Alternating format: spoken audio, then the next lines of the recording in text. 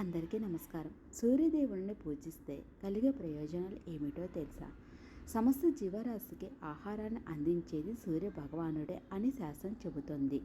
అందుకే సూర్య ఆరాధనకు వారంలో తొలి వారమైన ఆదివారాన్ని కేటాయించారు పెద్దలు. ముందుగా సూర్యునికి ఆర్ఘ్యం ఇచ్చి పూజ ఆరంభించాలని శాస్త్రం చెబుతోంది. ఆదివారం రోజు చేసే సూర్య ఆరాధన కోటి రెట్లు ఫలితాన్ని ఇస్తుంది. ప్రతిరోజు కాలకృత్యాలు తీర్చుకొని స్నానము ఆచరించి ఓ రాగి పాత్రలో జలాన్ని తీసుకొని సూర్యునికి ఎదురుగా నిలబడి 3 సార్లు దోసెలో నీళ్లు పోసుకొని ఆర్ఘ్యం ఇవ్వాలి. సూర్యోదయం సమయంలో సూర్యునికి ఆర్ఘ్యం ఇచ్చిన తర్వాత సూర్యునికి ఎదురుగా నిలబడి 12 సార్లు సూర్య నమస్కారాలు చేయడం వలన దారిద్ర్య బాధలు తొలగిపోతాయని శాస్త్రాలు చెబుతున్నాయి. అనంతరం సూర్యునికి ఇష్టమైన పాయసాన్ని నైవేద్యంగా పెట్టాలి. ఆదివారము సూర్య ఆరాధన చేసేవారు నియమనిష్టలతో ఉండాలి. ఈరోజు మద్య మాంసాలు స్వీకరించకూడదు. బ్రహ్మచర్యం పాటించాలి.